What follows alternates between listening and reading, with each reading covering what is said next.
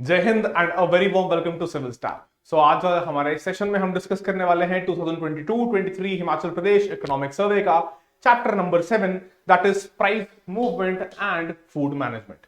ये चैप्टर बहुत ज्यादा इंपॉर्टेंट इसलिए है क्योंकि आपका करंट के साथ साथ इस चीज की लिंकेज बहुत ज्यादा है।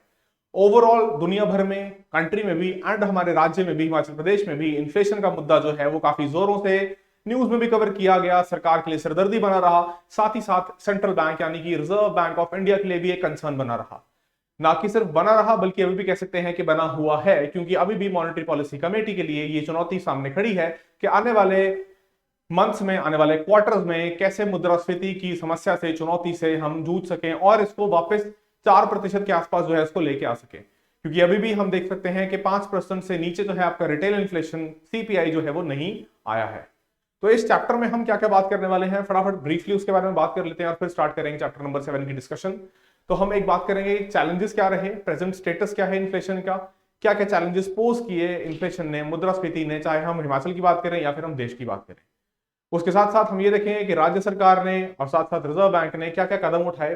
पहली बात तो राज्य सरकार ने, स्टेट गवर्नमेंट ने क्या स्टेप्स उठाए इन्फ्लेशन को कंट्रोल करने के लिए, क्योंकि यदि इतनी बड़ी समस्या, इतनी बड़ी चुनौती रही तो हाल तो बिल्कुल लाजमी है कि सरकारों की तरफ से जो है कदम भी कुछ उठाए जाएंगे इस चुनौती से हमें पार पाने के लिए या फिर हमें निजात दिलाने के लिए। तो हम उन स्टेप्स को भी डिस्कस करेंगे, क्या क्या जो है अलग अलग तरीके के स्टेप्स जो है वो सरकार ने लिए। तो ये सारा कुछ जो है पूरा का पूरा समावेश रहेगा, ये सारा कुछ जो है आज का हमारा एजेंडा रहेगा chapter number 7 HP economic survey 2022-23 को कवर करने के लिए। तो चलिए स्टार्ट करते हैं, पहले की हाइलाइट्स देख लेते हैं, उसके बाद फिर डिटेल में हम टॉपिक को जो है डिस्कस करेंगे। और ध्यान रखिएगा कि इसके ऊपर सवाल जो है कमीशन पूछ भी चुका है और इसके ऊपर सवाल पूछ भी सकता है, क्योंकि ये मुद्दा जो है वो बहुत ज्यादा ज्वलनशील मुद्दा है, बहुत हॉट टॉपिक है करंट का आपका। तो पहले की हाइलाइट्स की अगर बात की जाए तो कोविड-19 से शुरुआत करते हुए सर्वे कह रहा है कि देखिए पैंडेमिक एक ऐसा समय था जहां पे दुनिया भर की इकोनॉमी और साथ ही साथ हमारे राज्य की इकोनॉमी, हिमाचल प्रदेश को भी जो है काफी ज्यादा नुकसान पहुंचा कोविड की वजह से। और ये जो है अनप्रेसिडेंटेड था। अनप्रेसिडेंटेड क्यों? क्योंकि भाई इतना बड़ी महामारी, इतनी बड़ी पैंडेमिक की समस्या दुनिया ने शायद जो है काफी सदियों में नहीं देखी थी। तो ये एक अनप्रेसिडेंटेड इवेंट था जिसने इकोनॉमिक एक्टिविटी को डिसरप्ट किया। साथ ही साथ पैंडेमिक खत्म होने के बाद हम अभी खुशी मनाना शुरू भी नहीं किया था हमने कि यूक्रेन और रशिया के बीच में वॉर जो है वो स्टार्ट हो गया, जिसकी वजह से दुनिया भर में प्राइसेस जो हैं, दाम जो हैं वो देखने को मिले कि वो बढ़ने लग गए। क्यों बढ़ने लग गए? क्योंकि बहुत सारी चीजें जो हैं उनके दाम रशिया यूक्रेन वॉर की वजह से बढ़े, जिसमें ऑयल और कुछ अदर कमोडिटीज भी इंक्लूडेड थी, जिसमें फूड आर्टिकल्स भी थे, जिसमें वीट भी था, जो कि एक प्रमुखता से या कह लो जो मेजर रशिया यूक्रेन एक्सपोर्ट करते हैं दुनिया के अलग अलग देशों को। इस सब की वजह से क्या हुआ, सप्लाई साइड पे जो है इंटरप्शन आनी शुरू हुई, जिसने मुद्रास्फीति को, इन्फ्लेशन को ऊपर की तरफ धक्का दिया। और जो आरबीआई की रेंज है यानी कि 2% से लेकर 6%, तो ये 6% की रेंज से इन्फ्लेशन ऊपर चली गई। हिमाचल के बारे में यदि बात की जाए तो ये थोड़ा कह सकते हैं कि नीचे रहा। आरबीआई की जो टारगेट रेंज है 4% की उससे, और अप्रैल से दिसंबर तक जो आपका 22-23 का फाइनेंशियल ईयर था, डब्ल्यूपीआई जो है उसमें स्टेट का 15 से गिर के 5% पे आ गया। और रिटेल यानी कि सीपीआई वो फ्लक्चुएट हुआ 3.2 से 7.2% के बीच में। इसके साथ साथ जो है अगर हम बात करते हैं कि दिसंबर 2022 जो बीता आपका मंथ था, उसमें सीपीआई जो है इंडस्ट्रियल वर्कर्स का, आईडब्ल्यू जो हम डिस्कस करते हैं, वो 130% था compare to 132 for the country, यानी कि देश के मुकाबले हम बेहतर या बेटर परफॉर्म कर रहे थे। साथ ही साथ हिमाचल का कंज्यूमर प्राइस या कह लीजिए कंज्यूमर इन्फ्लेशन रेट जो था वो दर रही 3.58% पे। Again this is lower than all India rate of 5.5%, यानी कि आप ये कह सकते हैं कि मुद्रास्फीति के मामले में राज्य जो है हमारा बेहतर परफॉर्म कर रहा था जब हम देश के साथ कंपैरिजन कर रहे हैं। इसके साथ साथ repo rate and inflation in Himachal are negatively correlated and clothing and footwear industry are a major contributor to inflation in the state. की अगर हम अपनी यहाँ बात करते हैं तो देखिए दो बातें बोल रहे सर्वे यहाँ पे, एक तो बोल रहे रेपो रेट और इन्फ्लेशन, यानी कि रेपो रेट बढ़ने से इन्फ्लेशन जो है वो बिल्कुल नीचे आया, जो नेगेटिव कोरिलेशन सर्वे बोल रहा है। और दूसरा कि मेजर कंट्रीब्यूटर कौन रहा आपके, जो यहाँ पे सेक्टर्स लिख रखे हैं, यानी कि फुटवेयर और क्लोथिंग। फिर government section on the state of production and supply when it comes to critical commodities. देखिए इसका सीधा सीधा अर्थ ये है कि जब भी सप्लाई साइड से इन्फ्लेशन ड्राइव हो रही है, यानी कि सप्लाई साइड से जो है डिसरप्शन है या फिर कुछ शॉक है, तो सरकार की हमेशा ये कोशिश रहेगी कि सप्लाई को दुरुस्त कैसे किया जाए, और इसीलिए यहां लिख रखा है कि government action on the state of production, कि क्या जो है उत्पादन सही से हो रहा है। अगर उत्पादन सही से होगा तो तुम्हारी सप्लाई बढ़ाने में सरकार को आसानी होगी। अगर सरकार सप्लाई को बढ़ा पाएगी तो इन्फ्लेशन जो है वो सप्लाई साइड से जो हो रही थी वो नीचे आ जाएगी। तो इसके लिए एक जो है पल्सेस, यानी कि खाद्य पदार्थों का मतलब कि फूड ग्रेन्स का पल्सेस का बफर सप्लाई जो है वो क्रिएट किया गया टू प्रोवाइड प्राइस स्टेबिलिटी, ताकि कम से कम हम एडिबल जो चीजें हैं हमारी उनके ऊपर दाम को जो है दाम को बढ़ने से रोक सकें। And by slowly releasing pulses from buffer stock market prices were maintained. इसीलिए आपको देखने को मिल रहा है कि देश के संदर्भ के साथ या देश के साथ जो हम कंपैरिजन कर रहे हैं तो हिमाचल में स्थिति थोड़ी बेटर रही। फिर की हाइलाइट्स में और क्या बात की गई कि देखिए टारगेटेड पब्लिक डिस्ट्रीब्यूशन सिस्टम जो है उसका भरपूर प्रयोग किया गया, TPDS जिसको आप बोल देते हैं, जिसमें आप फेयर प्राइस शॉप्स के थ्रू जो है क्या कर रहे हैं, डिस्ट्रीब्यूट कर रहे हैं पल्सेस को, डिस्ट्रीब्यूट कर रहे हैं फूड ग्रेन्स को, पल्सेस को नहीं व्हीट को, wheat atta, rice, sugar and other essentials. कितनी 51 या 5163 fair price stores at as part of government poverty alleviation policy. देखिए एक बात याद रखिएगा, जब भी महंगाई होगी, जब भी इन्फ्लेशन होगा तो उसकी बहुत ज्यादा मार पड़ती है गरीब के ऊपर, वल्नरेबल के ऊपर, राइट। इसीलिए ये स्कीम जो है हमें चलानी जरूरी है। इसके साथ साथ HP state civil supplies corporation ने अहम भूमिका निभाई, अक्वायर किया और डिस्ट्रीब्यूट किया TPDS के थ्रू कई सारा अनाज 1574.63 करोड़ का। और दिसंबर तक कॉर्पोरेशन ने क्या किया, it bought and distributed 388,780 bags of cement worth rupees 117.09 crore to panchayat. इसके साथ साथ सरकार का जो ट्राइबल एक्शन प्लान है, गवर्नमेंट ट्राइबल एक्शन प्लान, इसके तहत क्या किया गया, supplies of essential goods and petroleum products were sent to tribal and snow bound areas. देखिए ये हमारे लिए चुनौती रहती है क्योंकि हम एक हिमालयन स्टेट हैं, हिमालयन स्टेट होने के नाते जब भी बर्फबारी के साथ हम बर्फबारी वाले मौसम में बढ़ते हैं तो बहुत सारे एरियाज जो हैं, रोड जो हैं, वहां पे दिक्कतें आनी शुरू हो जाती हैं और सरकार को कई सारी प्रिपरेशन जो हैं, कई सारे जो बंदोबस्त हैं वो करने पड़ते हैं, जिसके तहत ये ट्राइबल एक्शन प्लान में भी सरकार ने बंदोबस्त जो है इस फाइनेंशियल ईयर के लिए की है। साथ साथ state government is also giving money to civil supplies corporation to build godowns. ये देखिए यहाँ पे इंफ्रास्ट्रक्चर और साथ साथ इंफ्रास्ट्रक्चर के लॉजिस्टिक्स को ईज आउट करने के लिए, कि जब आपको स्टोर करना है चीजों को तो आपको गोडाउन चाहिए, आपको वेयर हाउसेस चाहिए, so that they can store more food grains under the National food security act या फिर नेशनल फूड सिक्योरिटी स्कीम। देखिए ये जरूरी इसलिए है, जो मैं अभी बात कर रहा था कि यदि मौसम खराब है, मौसम जो है वो अनुकूल नहीं है, प्रतिकूल है, तो सामान खराब होने के चांसेस बढ़ जाते हैं, पर्टिकुलरली अगर जो है वो पेरिशेबल कमोडिटीज हैं, है ना, जो विनाश हो सकता है जिन वस्तुओं का, या कह लीजिए जो मौसम की मार नहीं झेल सकते, उनको स्टोर करने के लिए आपको बंदोबस्त करना पड़ेगा, जिसमें गोडाउन्स, वेयर हाउसेस आपको बहुत जरूरी है, ये आपको चाहिए, बनाने भी पड़ेंगे आपको और उनको दुरुस्त भी रखना पड़ेगा। तो चलिए ये कुछ हाइलाइट्स थी, अब बढ़ते हैं, स्टार्ट करते हैं, पूरे चैप्टर को डिटेल में डिस्कस करेंगे। इंट्रोडक्शन से जो है हम इसको स्टार्ट करने जा रहे हैं। तो सबसे पहले देखिए कि कोविड-19 की ही बात से शुरुआत की जा रही है। कोविड-19 से देखिए शुरुआत इसलिए की जा रही है क्योंकि कोविड के समय में क्या हो रहा था कि कोविड के समय में आपका जो ग्रोथ था, ग्रोथ हैड फॉलन, ग्रोथ काफी ज्यादा गिर गया था।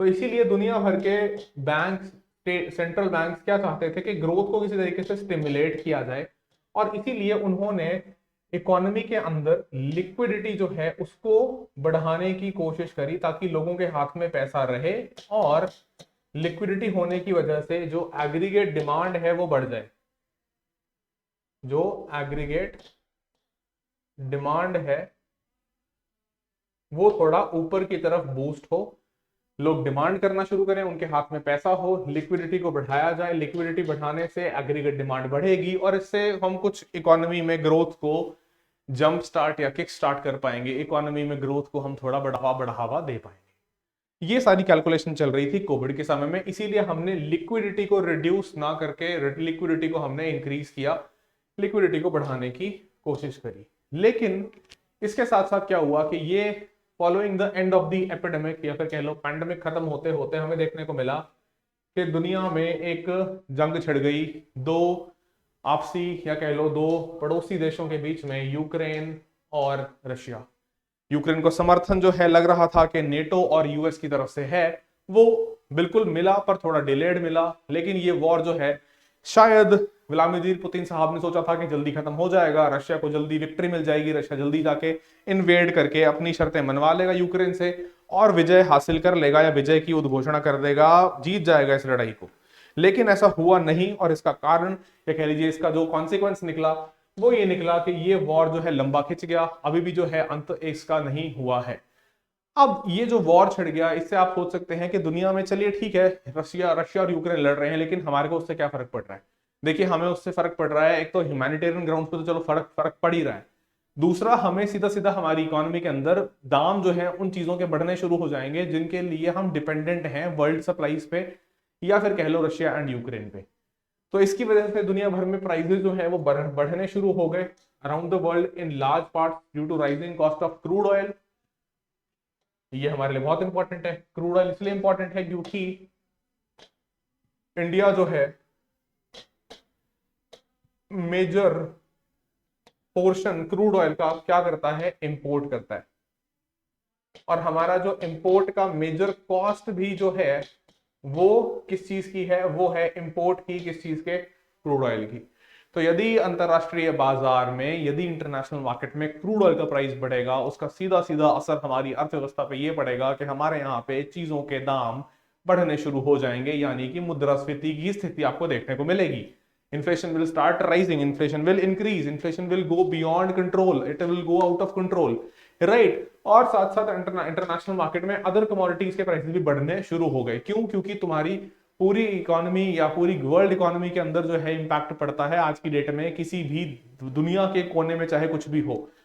आर्थिक रूप से हम सभी जो जितनी भी इकोनॉमीज हैं वो सारी की सारी इंटीग्रेटेड हैं। All economies in the world are integrated. Globalisation के बाद से ये एक जो फिनोमेना जो हमारा वर्ल्ड इकोनॉमीज को इंटीग्रेट करने का हुआ है, अब उसका इंपैक्ट कह लो ये है कि कहीं भी कुछ हो रहा है अगर, तो उसका असर जो है वो इंडिया पे भी पड़ता है, या हर एक इकोनॉमी में जो हो रहा है उसका इंपैक्ट दूसरी इकोनॉमी पे पड़ता है। फिर इन्फ्लेशन बढ़ता हुआ देख के हर एक कंट्री के सेंट्रल बैंक ने क्या सोचना शुरू किया कि भाई अब जो है ना मॉनेटरी पॉलिसी को टाइट करना पड़ेगा, यानी कि जो तुम्हारे इंटरेस्ट रेट हैं उनको इंक्रीज करना पड़ेगा। और रेट इंक्रीज करने का मतलब ये हुआ कि लिक्विडिटी को मार्केट से हम रिड्यूस करने की कोशिश कर रहे हैं। ठीक है जी। As prices hit a decade high and hit home budgets hard, stagflation also became a real possibility that needed to be addressed. stagflation यानी कि stagnated growth और साथ में high inflation इस वॉर की वजह से। Since there was no choice, industrialized economies increased their interest rates। और ये तुम्हें देखने को मिला कि यूएस जैसी इकोनॉमी ने भी, फेडरल रिजर्व ने भी लगातार जो है तब से इंटरेस्ट रेट्स इंक्रीज किए हैं। यूनाइटेड स्टेट्स का जो सेंट्रल बैंक है that is the federal reserve ने भी रेट ऑफ इंटरेस्ट जो है वो इंक्रीज करे। ठीक है, इंक्लूडिंग जो है आपके कह लो बाकी central bank and including India's reserve bank of India.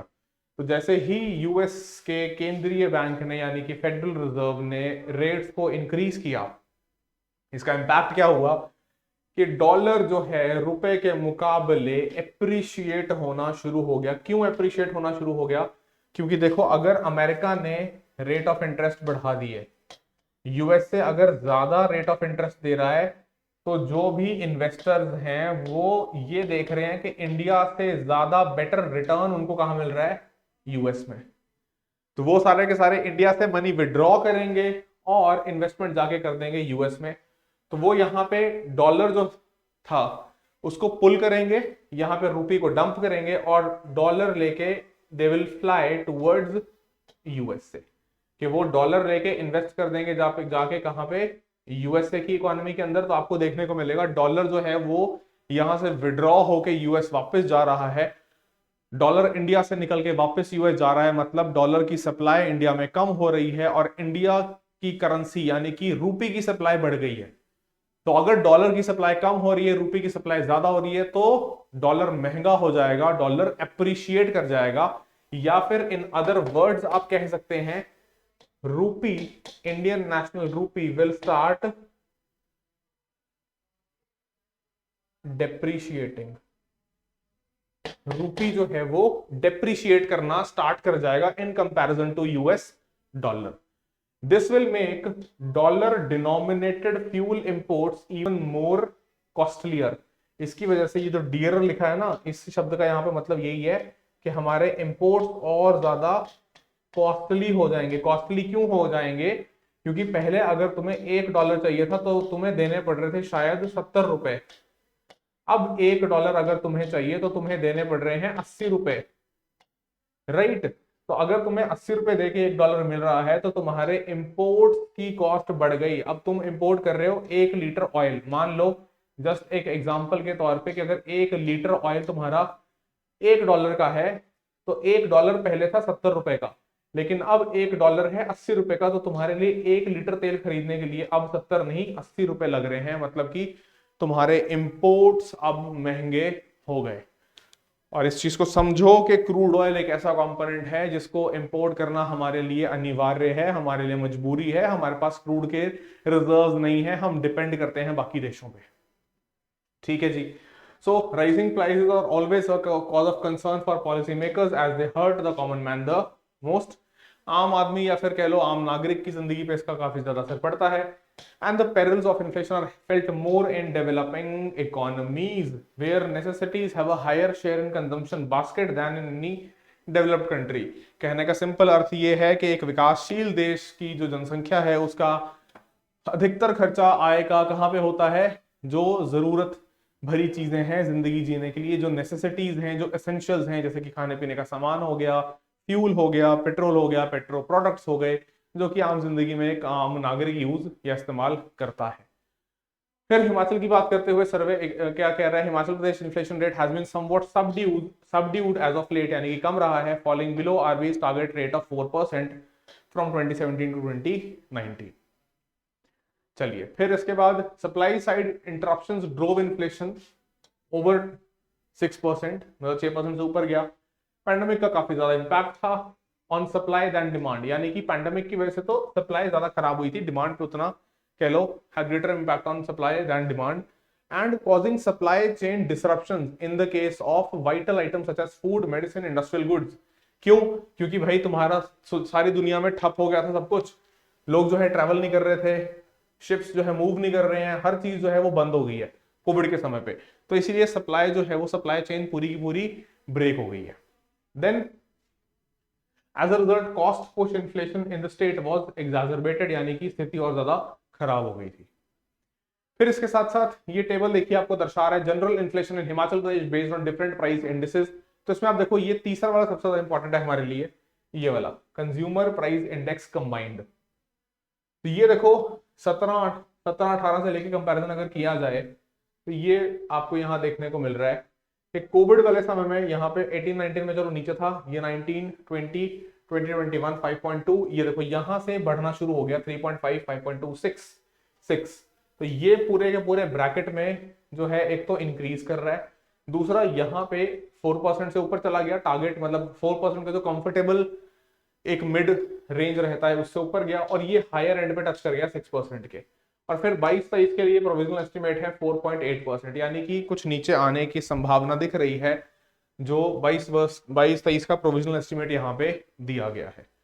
ठीक है, फिर इसके साथ साथ देखो करंट स्टेटस में क्या बात की गई है कि थ्रू फ्रॉम अप्रैल थ्रू दिसंबर जो बीता 22-23 वित्तीय वर्ष था, उसमें WPI जो है वो 15.4 से गिर के 5% पे आया, मतलब कि होलसेल प्रोडक्ट के दाम में घटौती या गिरावट देखने को मिली।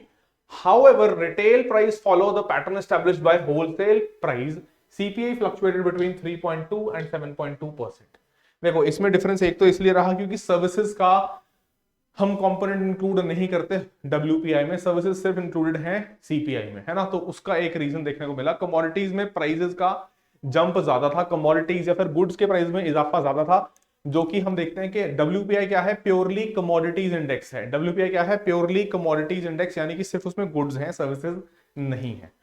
ठीक है, फिर इसके साथ साथ करंट स्टेटस में there were two primary forces at work during the convergence of WPI and CPI, कि WPI को नीचे लेके आने में और CPI और WPI तकरीबन एक साथ चल रहे हैं, उसको इंश्योर करने में क्या क्या काम किया। दो रीजन यहाँ पे सर्वे ने बोले हैं। पहला रीजन सर्वे ने बोला है कि WPI fell because of slow down in inflation of की कमोडिटीज, मतलब कि जो काफी इंपॉर्टेंट गुड्स हैं such as crude oil, iron, aluminium and cotton, ये सारे के सारे गुड्स के प्राइसेस नीचे आए, इसलिए आपका WPI नीचे आया। और ये सारे के सारे देख लो ऐसे कमोडिटीज हैं, ऐसे गुड्स हैं जो होलसेल टू होलसेल बहुत ज्यादा ट्रांजैक्ट होते हैं, right. When compare to CPI, these goods have a far bigger share of the WPI's weight। याद करो, हम अपनी क्लासेस में डिस्कस करते हैं WPI होलसेल प्राइस इंडेक्स में 3 कंपोनेंट्स हैं, CPI में 6 कंपोनेंट्स हैं। तो WPI के जो 3 कंपोनेंट्स हैं उसमें काफी बड़ा शेयर है इन गुड्स का, जो यहाँ पे लिख रखे हैं, right. Further these commodities are utilised extensively by enterprises manufacturing wholesale products, कि जो भी होलसेल प्रोडक्ट बनाने में कारखाने हैं, इंडस्ट्रीज हैं जो लगी हुई हैं, वो इनका काफी ज्यादा इस्तेमाल करती हैं।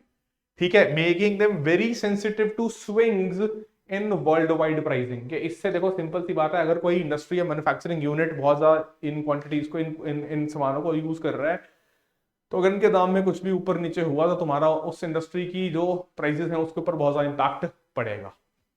Then as commodity prices leveled down, the two indicators of inflation started to converge। Converge का मतलब कि जो पहले WPI बहुत ज्यादा ऊपर था, CPI नीचे था, फिर वो काफी क्लोज आने स्टार्ट हो गए CPI और WPI, क्योंकि अल्टीमेटली WPI जो है उसी के पैटर्न को रिफ्लेक्ट करेगा CPI, राइट। ठीक है, इसके बाद देखो दूसरा रीजन क्या है। Second reason for higher CPI is that services costs have been rising, कि services costs have been rising मतलब अब जो है बढ़ती हुई देखी गई। So services they form a part of the core component of CPI या फिर CPI combined but are not included in the wholesale price index basket, जो हम बात कर रहे हैं। ठीक है, फिर देखो ये ग्राफ तुम्हें साफ साफ दिखा रहा है, this look at this very carefully. Let me just change the colour of the pen, क्योंकि यहाँ पे ओवरलैप कर जाएगा। ये देखो ग्रीन में तुम्हारा दिखा रखा है होलसेल प्राइस इंडेक्स, ठीक है, एंड जो तुम्हारा CPI कंबाइंड है वो इस ब्लू में दिखा रखा है, ये वाला। तो ये देखो अप्रैल 22, मई, जून, जुलाई, अगस्त, सितंबर, अक्टूबर, नवंबर 2022 की बात हो रही है, 22-23 के फाइनेंशियल ईयर की। तो यहां से देख लो तुम्हारा जो ये होलसेल प्राइस इंडेक्स है WPI, वो कॉन्स्टेंटली ऊपर था, और उसके बाद धीरे धीरे जो हम अभी बात कर रहे थे ना, जो हमने रीजंस दो देखे कन्वर्ज करने के, किस किस के, WPI के और CPI के। तो WPI और CPI यहाँ पे ऑफ लेट यानी कि नवंबर के बाद से कन्वर्ज होते हुए दिख रहे हैं, जहां पे ये देखो ध्यान से, ये तुम्हारी ब्लू लाइन चल रही है कंज्यूमर प्राइस इंडेक्स कंबाइंड, और ये तुम्हारी ग्रीन वाली लाइन चल रही है जो कि ये नीचे आ रही है, ये वाली जो कि होलसेल प्राइस इंडेक्स को दिखा रही है।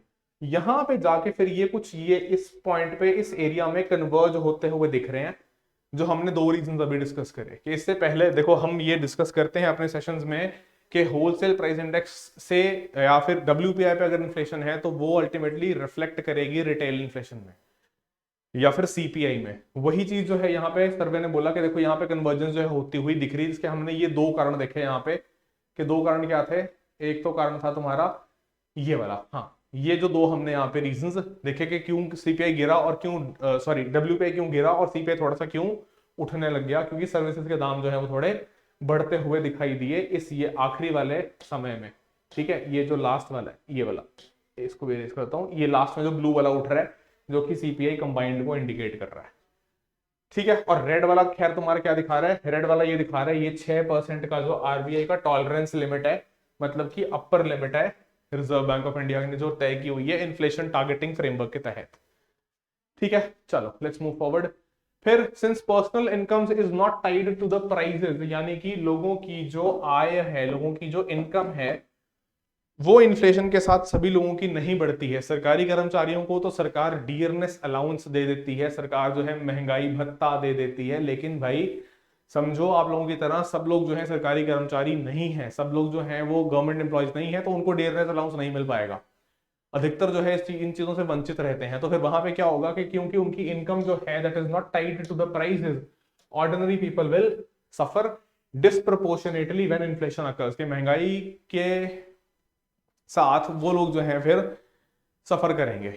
Then ups and downs of inflation are measured by various indices, ये हम जो है डिस्कस करते हैं अपने स्टैटिक में, चाहे उसमें आप CPI, rural, urban, combined, industrial worker, rural labourer, agricultural labourer, ये सारे जो है हम उसमें पढ़ते हैं अपनी क्लासेस में। ठीक है, चलिए फिर अगर कंपेयर किया जाए from the neighbouring and other states के हिमाचल प्रदेश ने कैसा परफॉर्म किया, तो एचपी का इन्फ्लेशन जो है it has been moderate in the current financial year with the CPI combined at 6.5% compared to 3.9% in December. This inflation was mostly caused by a spike in food inflation. देखो वैसे भी CPI या फिर consumer price index में आपका majority component में food articles हैं, तो अगर फूड का प्राइस, खाने पीने की चीजों का अगर दाम जो है वो बढ़ गया, तो फिर ये समझ लो कि सीपीआई में उछाल देखना बहुत नेसेसरी या फिर बहुत ही ऑब्वियस हो जाएगा।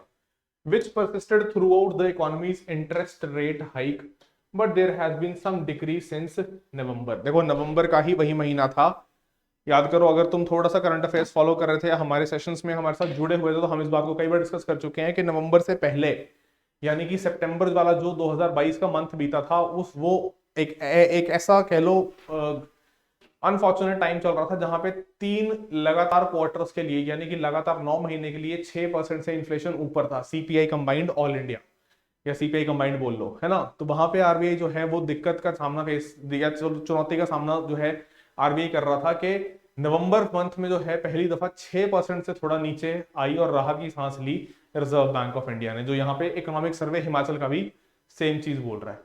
फिर कंपैरेटिव एनालिसिस यदि की जाए of inflation among different states, जो अगले फिगर में हम देखेंगे, तो उसमें छत्तीसगढ़ जो है slowest CPI inflation rate Chhattisgarh के बाद हिमाचल का ही रहा है। ठीक है, जहां पे देखो ये फिगर तुम्हें साफ साफ दिखा रहा है कि ये रहा 3.9 और ये रहा 2.7, सबसे नीचे है 2.7 छत्तीसगढ़, उसके बाद हिमाचल ही रहा दिसंबर 2022 में, जो सर्वे ने लेटेस्ट डेटा इंक्लूड किया है from the ministry of statistics and programme implementation या फिर कह लो NSO, national statistical office under MOSPI. ठीक है, तो इसका मतलब ये है कि अगर हम अपने स्टेट की बात करें, हम हिमाचल की बात करें, तो Himachal was performing somewhat better than the other states, के बाकी राज्यों के मुकाबले हिमाचल जो है वो बेहतर परफॉर्म कर रहा था इन्फ्लेशन को कम करने में, इन्फ्लेशन को नीचे लेके आने में। ठीक है, फिर देखिए इसके बाद drivers and contributors to CPI, यदि हम बात करें 2022 वर्सेस 2017 के 2022 और 2017 का कंपैरिजन किया है सर्वे ने, जो 2 वर्ष थे जहां पे इन्फ्लेशन जो है थोड़ा सा तंग कर रही थी, तो contribution of groups to CPI in both of these years, तो देखो सबसे ज्यादा तुम्हें देखने को मिल रहा है 44.1% किसने कंट्रीब्यूट किया, क्लोथिंग एंड फुटवेयर ने, क्लोथिंग एंड फुटवेयर ने। उसके बाद 30% कंट्रीब्यूट किया किसने, फूड एंड बेवरेजेस ने, ईटेबल आइटम्स ने।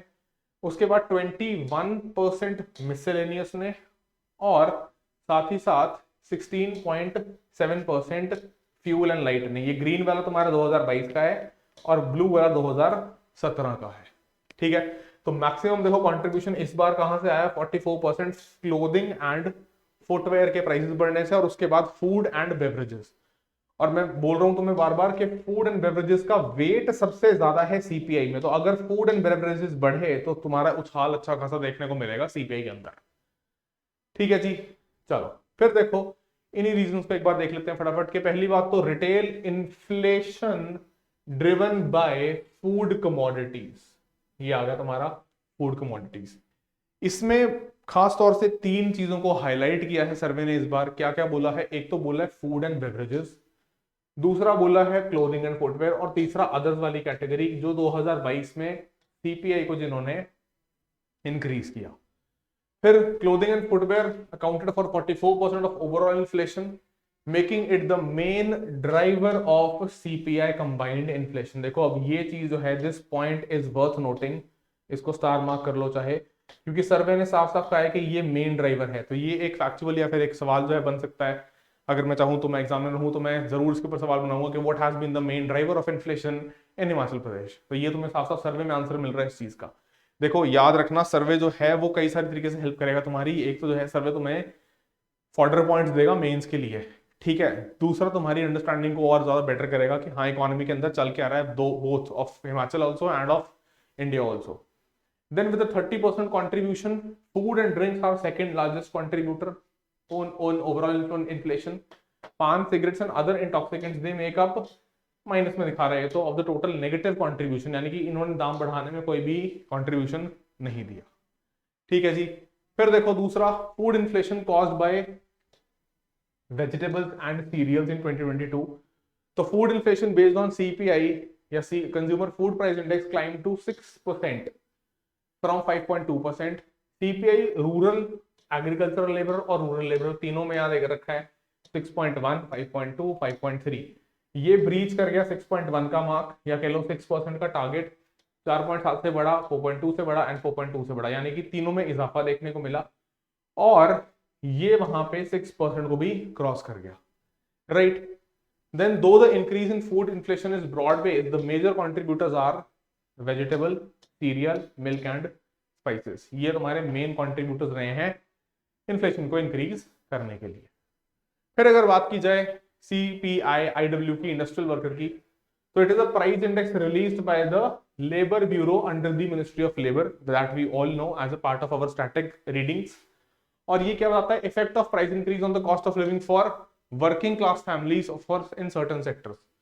तो ये सर्टन सेक्टर्स कौन से हैं? ये सर्टन सेक्टर्स तुम्हारे ये 7 ट्रेडिशनल जो सेक्टर्स हैं, including factories, mines, plantation, railroad, public motor transport undertakings, energy generating and distribution enterprises and ports and docks, ठीक है जी। तो इसमें क्या बोला गया कि सितंबर 2020 the base year has been change from 2001 to 2016, that we all know.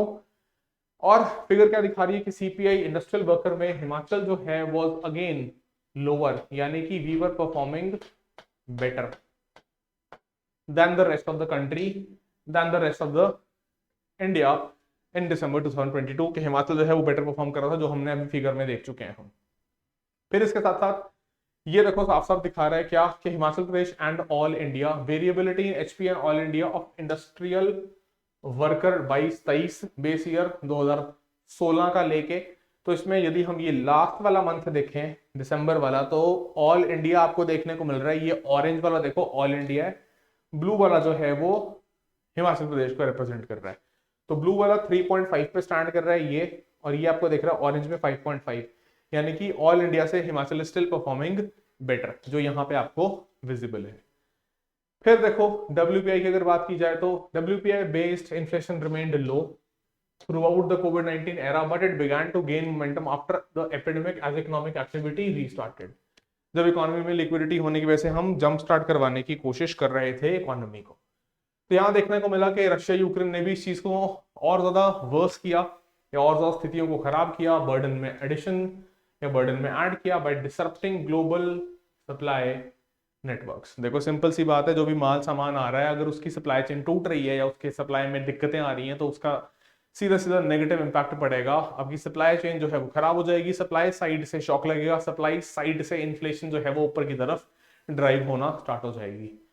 और as a consequence wholesale inflation increased to almost 13% in 2022। इसमें food inflation which remained at 7.5% versus 6.8% might account for some of the double digit wholesale price index inflation in the first half of 2023 and due to variable meteorological circumstances, यानी कि हो सकता है कि climate की तरफ से कुछ अगर दिक्कत आई, cereals and vegetables were the biggest drivers to food inflation। देखो इस चीज को मैं एक और यहाँ पे छोटा सा पॉइंट अपनी तरफ से ऐड करूंगा कि सर्वे ने तो ये बात बोली ही है।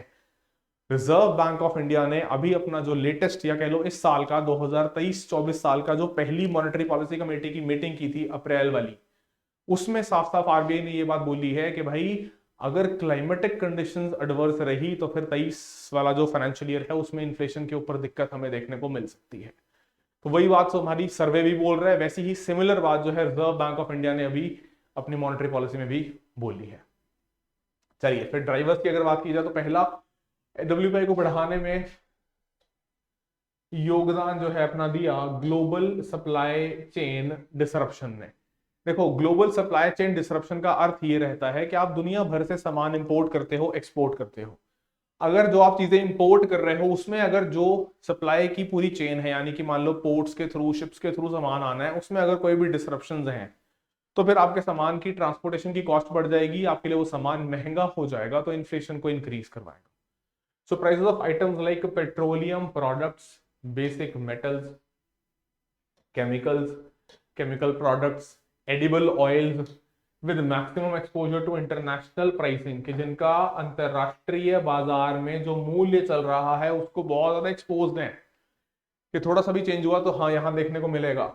तो they translated into a rise in the domestic wholesale price index inflation. दूसरा फ्यूल प्राइस इन्फ्लेशन, के क्रूड के जो प्राइसेस थे, and declining global crude oil prices.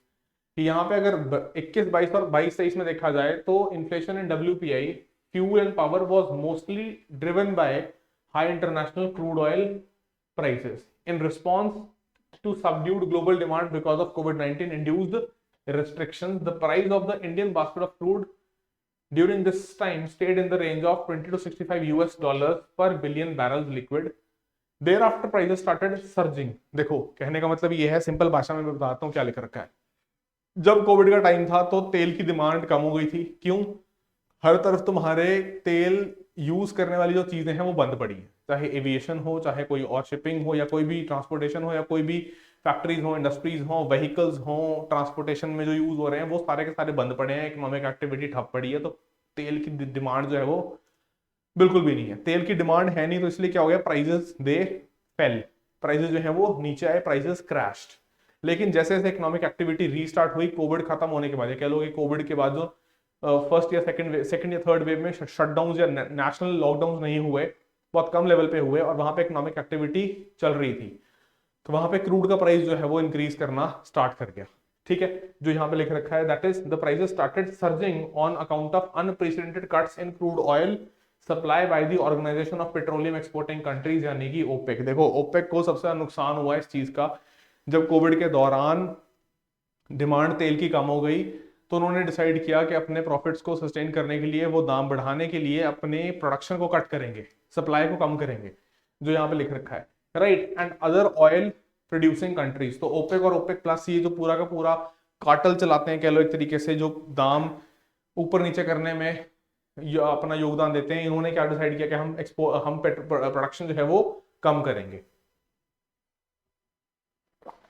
Then the upward trend, मतलब कि जो बढ़ते हुए दाम थे क्रूड के, दे continued in 21, 22 and 22, 23 as demand picked up with the easing of COVID-19 restrictions in most regions of the world। जैसे जैसे मतलब कि दुनिया भर की अर्थव्यवस्थाओं ने वापस से स्टार्ट किया, वापस से इकोनॉमी स्टार्ट हुई और वापस से डिमांड ऑयल की इंक्रीज होनी शुरू हुई, तो ऑयल का प्राइस भी ऑटोमेटिकली बढ़ना शुरू हो गया। फिर इसके साथ साथ अगली बात की गई है wholesale price inflation of primary articles. So inflation in primary articles climbed to 10.3% from 1.7%, further increased to 12.3% from 10.3%. And what can be the reasons? कई सारे reasons दिए गए, there can be many reasons. पहला, because of the volatility in inflation in emerging market economies, such as the adoption of more resilient monetary and fiscal policy framework, structural reform of labor and product markets that strengthen competition, and adoption of monetary policy framework for targeting inflation। देखो simple सी बात है, यहाँ जो ये बात कह रहे हैं, ये बात कह रहे हैं कि भाई अगर तुम्हारा दुनिया भर के देशों में इंटरेस्ट रेट बढ़ाए जाएंगे तो फिर यहाँ चीजें महंगी होनी शुरू हो जाएंगी, क्योंकि लिक्विडिटी मार्केट से तुम रिड्यूस कर रहे हो, राइट। मतलब कहने का ये है कि अगर यूएस के या बाकी कंट्रीज जो हैं वो टाइट मॉनेटरी पॉलिसी फॉलो कर रही हैं और यहाँ से इन्वेस्टमेंट जा रही है, राइट, इन्वेस्टमेंट जा रही है, तो इसका मतलब कि यहाँ पे इन्वेस्टमेंट कम हो जाएगी, क्यों? क्योंकि इन्वेस्टमेंट, जो इन्वेस्टर है वो यहाँ से पैसा निकाल के बाहर लेके जा रहा है। अगर वो पैसा बाहर लेके जा रहा है तो यहाँ तुम्हारी ग्रोथ की अपॉर्चुनिटीज और ज्यादा कम हो सकती हैं। लोगों के हाथ में नौकरियां नहीं रहेंगी, नौकरियां नहीं रहेंगी तो डिमांड भी हो सकता है वो कम करेंगे, जो हमने इन्फ्लेशन को टारगेट करने के लिए पॉलिसी फॉलो करी। ठीक है, लेकिन उसका एडवर्स इंपैक्ट पड़ा इमर्जिंग मार्केट इकोनॉमीज पे। Getting this point? ये मैंने किसके संदर्भ में बात करी? जो तुम्हारे बाकी developed countries of the world है, इंक्लूडिंग यूएस के फेडरल रिजर्व ने रेट हाइक किया, इन्वेस्टमेंट यहां से इंडिया से चली गई यूएस की तरफ, और अगर इंडिया से इन्वेस्टमेंट गई यूएस की तरफ तो यहां पे investments will start drawing up, और हमारा रूपी जो है वो डेप्रिशिएट करेगा। रूपी डेप्रिशिएट करेगा तो हमारे इंपोर्ट्स जो हैं वो महंगे हो जाएंगे। इंपोर्ट्स महंगे हो जाएंगे तो यहाँ पे दाम तुम्हारे चीजों के और बढ़ते हुए तुम्हें दिखाई देंगे अपनी डोमेस्टिक इकोनॉमी के अंदर, इंडियन इकोनॉमी के अंदर। फिर देखो inflation, CPI, RW versus repurchasing option rate, repo rate के रेपो के साथ साथ क्या किया गया? तो most economies had difficulties in 2022. Many nations were able to put COVID-19 behind them, but majority entered into another problematic zone marked by unmanageably high rates of inflation, including countries like US also. कि मुद्रास्फीति, महंगाई जो है वो काफी ज्यादा बढ़ गई और लोगों ने हाहाकार मचानी शुरू कर दी। तो रेपो रेट जो एक मेथड रहता है फॉर मिटिगेटिंग इन्फ्लेशन, उसका इस्तेमाल किया गया दुनिया भर के सेंट्रल बैंक्स के द्वारा। तो हमने क्या किया? हम किसी भी क्राइसिस में सेंट्रल बैंक की तरफ देखते हैं कि ये हमारी मदद करेगा, which is known as the Reserve Bank हमारे केस में। तो रेपो रेट जो है, जिस ब्याज दर पे reserve bank of India short term के लिए लोन्स देता है बैंक्स को, उसको जो है बढ़ाना शुरू किया ताकि लिक्विडिटी को थोड़ा कम किया जा सके और इन्फ्लेशन उसके साथ साथ थोड़ी नीचे आए। क्यों? लिक्विडिटी कम होगी तो एग्रीगेट डिमांड जो है वो क्या करेगी? नीचे आएगी। लिक्विडिटी कम होने का मतलब लोगों के हाथ में पैसा कम, लोगों के हाथ में अगर पैसा कम होगा तो एग्रीगेट डिमांड यानी कि टोटल डिमांड जो वो कर रहे हैं, डिमांड क्या होगी? फॉल करेगी, डिमांड थोड़ा नीचे आएगी। डिमांड नीचे आएगी तो प्राइसेस थोड़ा कूल डाउन करेंगे या फिर इन्फ्लेशन थोड़ा नीचे आ जाएगी। सो फिगर दिस, इसको फिगर को देखते हैं। लेकिन monetary policy committee it calls for a rise in the repo rate as soon as feasible so that inflation rate falls, and CPI IW inflation reached a 7% of 7.89% in May, above RBI's tolerance range, यानी कि 6% से ऊपर चला गया। और MPC raised policy repo rate under LAF यानी कि liquidity adjustment facility, जो हम अपने चैप्टर्स में डिस्कस करते हैं कि जो बैंक लोन लेते हैं आरबीआई से या फिर आरबीआई जो लोन देता है बैंक्स को शॉर्ट टर्म बेसिस पे, वहां पे इजाफा किया गया रेपो रेट का बाय 225 बेसिस पॉइंट्स, यानी कि 2.25% रेपो रेट को इंक्रीज कर दिया रिजर्व बैंक ऑफ इंडिया की मॉनेटरी पॉलिसी कमेटी ने, फ्रॉम 4% टू 6.2%, यानी कि लोन्स बिकेम एक्सपेंसिव, है ना, and hence inflation started decreasing. ये तुम्हारी वही बात है कि लोन्स अगर एक्सपेंसिव हो गए तो मार्केट से लिक्विडिटी रिड्यूस हो गई, लिक्विडिटी रिड्यूस हो गई तो एग्रीगेट डिमांड क्या हो गई? नीचे आ गई, जिसकी वजह से इन्फ्लेशन जो है वो भी फॉल करेगी, इन्फ्लेशन भी नीचे आना स्टार्ट कर देगी। So the central government has implemented fiscal measures such as lowering the excise duty on gasoline and diesel, prohibiting export of wheat products। क्यों? देखो यहाँ पे दिक्कत क्या हो रही थी कि Russia and Ukraine they are major wheat exporting countries to the world. अगर ये लोग दोनों युद्ध में फंसे हैं तो ये दुनिया को व्हीट सप्लाई नहीं कर रहे, ये व्हीट सप्लाई नहीं कर रहे दुनिया को, तो इसका मतलब वो लोग जो भी कंट्रीज रशिया एंड यूक्रेन पे डिपेंडेंट थे अपनी व्हीट सप्लाईज के लिए, they will start looking for alternatives, and one such alternative to procure wheat was India. लेकिन अगर हम लोग मतलब इंडियंस, हम भारत से अगर इनको वीट ज्यादा सप्लाई करें तो हमारे डोमेस्टिक कंजम्पशन के लिए वीट कम हो जाएगा और यहाँ पे दाम बढ़ने शुरू हो जाएंगे।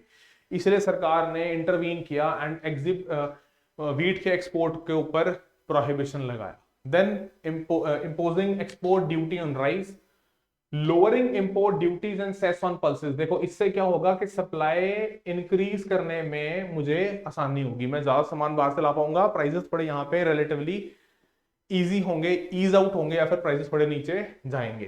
Then rationalising tariffs and imposing stock limits on edible oils and oil seeds, maintaining buffer stock for onions and pulses, and rationalizing import duties on raw materials used in manufactured products। ताकि देखो बाहर से जो भी तुम सामान मंगा रहे हो उसकी सप्लाई थोड़ी इजी की जाए, उसकी सप्लाई थोड़ी बेटर की जाए, इंक्रीज की जाए, ताकि सप्लाई साइड पे दिक्कत ना रहे, सप्लाई साइड से डिसरप्शन जो है वो हम उनको बेहतर कर पाए या फिर उनको हम इंप्रूव कर पाएंगे, सप्लाई साइड से कोई भी डिसरप्शन ना रहे। फिर इसके साथ साथ फिगर देखो ये क्या दिखा रहा है तुम्हारा, इन्फ्लेशन, रेपो और आरबीआई का टॉलरेंस लेवल। तो ये तो रहा तुम्हारा 6% आरबीआई का टॉलरेंस लेवल। एक minute, let me change the colour. हाँ, अब देखो ये रहा तुम्हारा 6% आरबीआई का टॉलरेंस लेवल, ये रहा ब्लू में इन्फ्लेशन का रेट। तो ये देखो 5.99 से शूट करके गया 7.89, 7.6, और उसके बाद यहां जाके थोड़ा सा नीचे आया है और उसके बाद से थोड़ा नीचे चल रहा है, यानी कि दिसंबर, राइट। लेकिन रेपो रेट देखो लगातार आरबीआई ने रेपो रेट जो है वो इंक्रीज किया है, लगातार आरबीआई ने रेपो रेट जो है उसको क्या किया है, इंक्रीज किया है, दैट इज टिल 6.50। तो रेपो रेट इंक्रीज करने का मतलब वही है कि इन्फ्लेशन को कम करने के लिए आरबीआई लिक्विडिटी को कम कर रहा है या फिर लोन्स को जो है महंगा कर रहा है। हालांकि इससे ग्रोथ के ऊपर कंसर्न जो है वो बिल्कुल लाजमी है, ग्रोथ के ऊपर जो है इंपैक्ट पड़ेगा। अब वो हमें देखना पड़ेगा कि how to balance of between inflation and growth, ठीक है। Then now coming to that, what has the government done for ensuring food security and civil supplies. अभी तक हमने बात कर ली कि इन्फ्लेशन को लेके क्या हालात चल रहे थे देश में भी और राज्य में भी, हिमाचल प्रदेश में क्या हालात चल रहे थे इन्फ्लेशन को लेके, मुद्रास्फीति को लेके। अब बात करेंगे कि फूड सिक्योरिटी और सिविल सप्लाईज को इंश्योर करने के लिए सरकार ने क्या क्या कदम उठाए। तो सबसे पहले one of the main constituents of government strategy for poverty alleviation is the TPDS, targeted public distribution system, जो कि इंश्योर करता है, जो कि ये सुनिश्चित करता है कि भरपूर मात्रा में एसेंशियल जो जरूरी चीजें हैं उनकी सप्लाई बनी रहे, जैसे कि wheat atta, rice, sugar etcetera, through a network of 5163 fair price shops, FPS, है ना। फिर total families for distribution of essentials have been divided into 2 categories, यानी कि एक तो अंडर एनएफएसए अंत्योदय अन्न योजना और दूसरा प्रायोरिटी हाउसहोल्ड्स, और बाकी लोग other than the National food security Act, यानी कि those who are above the poverty line. तो उसके बारे में जो डेटा दे रखा है कि टीपीडीएस जो है स्टेट में उसने कितने लोगों को इशू किया, 19,64,944 राशन कार्ड्स कवरिंग 74 या फिर more than 74 lakh card holders. और ये कार्ड होल्डर्स जो थे they have access to necessary goods through 5,163 fair price shops including 3,324 cooperative societies, 20 panchayat, 53 Himachal Pradesh state civil supplies corporation यानी कि HPSCSC, फिर 1732 इंडिविजुअल्स, 10 सेल्फ हेल्प ग्रुप्स, ये तुम्हारा इंपॉर्टेंट है, एंड 24 महिला mandals. So presently the following foods are being distributed through TPDS and Himachal Pradesh State Specially Subsidized Scheme। क्या क्या है जी? तो ये तुम्हारे पास है HPSCCS यानी कि Himachal Pradesh state civil supplies corporation is the central procurement agency. This is an important fact, ये तुम्हें पता होना चाहिए, ये तुम्हें याद होना चाहिए। इस चीज के लिए for all controlled and non controlled essential commodities in the state and also the agency for procuring and distributing food grains and other essential commodities under the TPDS, यानी कि सारा कुछ सारा वितरण करने के लिए, प्रोक्योर करने के लिए यही संस्था जो है वो रिस्पॉन्सिबल है, ठीक है, सेंट्रल प्रोक्योरमेंट एजेंसी। एंड साथ साथ ऑल्सो द एजेंसी, ये वाली जो लाइन लिख रखी है, also the agency for procuring and distributing food grains, ठीक है जी, under TPDS and national food security act. तो मौजूदा वित्तीय वर्ष के दौरान during the current financial year up to December 2022 the corporation procured and distributed various commodities under TPDS to the tune of 1574 crores as compared to 1442.12 crore during the corresponding period of the last year, यानी कि इसमें इजाफा देखने को मिल रहा है, जो साफ साफ यहाँ पे 1574.63 करोड़ और पिछले 1442.12 करोड़। फिर देखो presently corporation is also providing other essential items, जैसे कि लिक्विफाइड पेट्रोलियम गैस, जो तुम्हारे गैस सिलेंडर यूज होते हैं, diesel, petrol, kerosene, life saving drugs, medicines at reasonable rates to the consumers of the state through 121 wholesale godowns, 50 retail shops, 54 LPG agencies and 4 petrol pumps and 40 medicine shops. फिर इसके साथ साथ the procurement and distribution of non controlled commodities जैसे कि sugar, pulse, rice, atta, detergent, tea leaves, है ना, ये सारे के सारे notebooks, cement, medicine, furniture etcetera. So items under supplementary nutritional programme, साथ साथ मनरेगा, cement and petroleum products etcetera through wholesale godown and retail shops of corporation which played an important role in stabilising prices. देखो ultimately बात ये हो रही है कि हमने क्या कोशिश करी कि सप्लाई जो है उसको दुरुस्त रखा जाए. किसको दुरुस्त रखा जाए? सप्लाई को. और उसमें ये जो संस्था है हमारी कॉर्पोरेशन ने अच्छा योगदान दिया ताकि सप्लाई साइड जो है वो ठीक हमारी चलती रहे. फिर इसके साथ साथ according to the allocation made by the respective deputy commissioners the corporation is coordinating the distribution of rice and other additional commodities. किन किन चीजों पे? To primary and upper primary schools under the mid day meal scheme, यानी कि जो आपका जिसको हम पीएम पोषण अभियान भी बोल देते हैं, है ना, मिड डे मील स्कीम. फिर corporation also arranges the supplies to specially subsidise items, pulses of various kinds, fortified mustard, refined oil, iodised salt. किस स्कीम के तहत? Under the state sponsored scheme as per the decision of the purchase committee constituted by the government. तो आंकड़े क्या कह रहे हैं कि 22-23 में for the implementation of scheme budget provision जो है 215 करोड़ का has been made as a state subsidy and 22-23 के लिए the corporation is likely to achieve a total turnover of 2100 crore as compare to 1550 crore during 2020-2021. ठीक है जी. फिर इसके साथ देखो कि HPSCSC Himachal Pradesh state civil supplies corporation ने क्या क्या किया है. गवर्नमेंट सप्लाईज, तो क्या government supplies manages the procurement and supply of Ayurvedic medicine to government hospitals, cement to government departments, board, corporations and other government institutions and galvanised iron, ductile iron, cast iron pipes to Jal Shakti department. साथ ही साथ school uniforms to education department of the Himachal Pradesh government. Then MNREGA and cement supplies. तो दिसंबर 2022 तक जो financial year का तीसरा quarter था FY 22-23, corporation ने क्या किया? Eight manage the procurement and distribution of 3888,780 bags of cement amounting to 117 crore जो कि अलग अलग पंचायत को दिए गए for development of work in the state, for developmental works in the state. Then food security in tribal areas and in accessible areas of the state. तो corporation ने साथ साथ क्या काम किया? प्रोवाइडेड ऑल एसेंशियल कमोडिटीज जैसे कि साथ में petroleum products including kerosene oil, LPG in tribal and in accessible areas.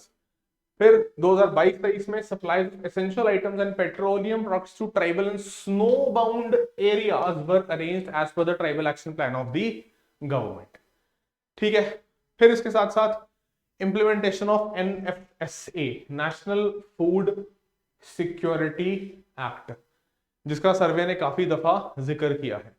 तो इसके तहत सरकार ने क्या किया? एलोकेट किए फंड्स टू बिल्ड गोडाउन्स. क्यों? क्योंकि आप उनको देखिए फूड ग्रेन जो है वो पेरिशेबल आइटम्स हैं, तो आपको इंफ्रास्ट्रक्चर चाहिए. For civil supplies corporation in order to increase food grain shortage capacity, ताकि हम इस कैपेसिटी को और इंक्रीज कर सकें, शॉर्टेज से हम निजात दिला सकें. Under the scheme food storage go down having capacity of 550 metric tons at Nerva in district Shimla, 1000 MT at Siddhpur Sarkari district Kangra, 300 MT at Rajgarh Sirmaur, 550 MT at block A Bilaspur Kangra में, 500 MT at Sandhol district Mandi में, 907 MT at metric tons at Chamba district Chamba only, 500 MT at Chetru district Kangra and 500 at Funag district Mandi has been completed. यानी कि ये achievement में हम बोल सकते हैं. ठीक है. And possession taken over from executing agency. And the possession taken over from the executing agency का मतलब ये है कि बन के उसको पोजेस जो है वो हैंड ओवर उसको कर दिया गया. Then further in order to enhance the storage capacity for PDS जो बजट प्रपोजल है 17 करोड़ का टू कंस्ट्रक्ट न्यू गोडाउन, देखो जो बना लिए उनको भी बताया है और जो नए गोडाउन का प्रपोजल है वो भी लिख रखा है, ठीक है। अबाउट 8500 मेट्रिक टन की उसकी नई नेट कैपेसिटी होगी at various places in the state and 7 crore to repair and maintain, के जो पिछले बना लिए उनको उनको दुरुस्त भी रखना है, उनको रख रखाव के लिए भी पैसा मुझे चाहिए, है ना।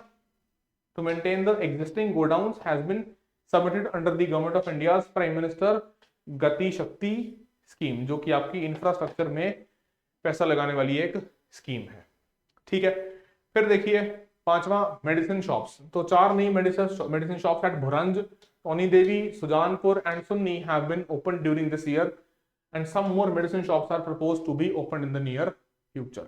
Then Mukhyamantri Grihini Suvidha Yojana, that is implemented, sorry, the government has implemented the Himachal Mukhyamantri Grihini Suvidha Yojana to reduce household smoke and conserve important forest, ताकि लकड़ी काट के लोग जो है ना लेके जाएं। Permanent residents of HP would get free LPG connections under this plan. Those who do not have gas connections under the scheme of Himachal Pradesh government and central government, उन लोगों के लिए। दूसरा, अंडर द हिमाचल मुख्यमंत्री Grihini Suvidha Yojana initiative the corporation has supplied 1,18,700 LPG connections to beneficiaries via 54 gas agencies to far flung area. देखो ये वही वाली चीज है कि हम जो हैं महिलाओं को खास तौर से, क्योंकि हमारे इधर हमारे जो किचन में मेनली काम करने वाले लोग हैं वो कौन है, हमारी मदर्स हैं या फिर जो हमारी फीमेल मेंबर्स हैं फैमिली की, जो कि इनहेल करके वुडन या फिर जो और दूसरे ट्रेडिशनल कन्वेंशनल मेथड्स है कुकिंग के, उससे जो इनहेल करते हैं वो एग्जॉस्ट को, इट अफेक्ट्स देयर हेल्थ। तो इसलिए वहां पे बात हो रही है गृहिणी सुविधा योजना की, ठीक है। चलिए, so that is the completion of chapter 7। तो इसमें हमने देख लिया कि क्या क्या जो है चैलेंजेस थे इन्फ्लेशन के, उनको दुरुस्त करने के लिए या चैलेंजेस से पार पाने के लिए क्या क्या कोशिशें की गई रिजर्व बैंक के द्वारा, सरकार के द्वारा। सप्लाई साइड पे हिमाचल सरकार ने काफी बेहतर काम करने की कोशिश करी सप्लाई साइड को बेटर करने के लिए, साथ साथ गरीब लोगों को, पुअर लोगों को, है ना, वो और ज्यादा दिक्कत में ना जाए इन्फ्लेशन की वजह से, इसलिए टीपीडीएस का भी काफी ज्यादा प्रयोग किया गया। National food security act, targeted public distribution system और आपका जो फेयर प्राइस शॉप्स का पूरा तंत्र है उसको भी इस्तेमाल किया गया सरकार के द्वारा। तो चलिए, thank you so much. I hope आप लोगों ने जो है इस वीडियो से कुछ गेन किया होगा। जरूर इसके नोट्स आप लोग जो है बना लीजिए, क्योंकि मैं वापस एक बार एंड करने से पहले रिपीट करूंगा, I will reiterate myself that you know this chapter is important, very very very important. Why? Because inflation has been continuously in news over the past 1 year, and you know, as per the ongoing projections by the Reserve Bank of India, inflation is still not going anywhere. It is going to stay. It is going to be a challenge in the upcoming quarters of the current financial year also. तो इसलिए हिमाचल के context में भी और भारत के संदर्भ में भी हमें देखना पड़ेगा कि मुद्रास्फीति की दर जो है वो कहाँ जा रही है, क्योंकि विकासशील देशों में मुद्रास्फीति का बहुत भारी नुकसान चुकाना पड़ता है एक आम नागरिक को। तो चलिए, मिलते हैं ऐसे ही अगले सेशन में। Until then, all of you study well, stay safe. Thank you so much. जय हिमाचल, जय भारत।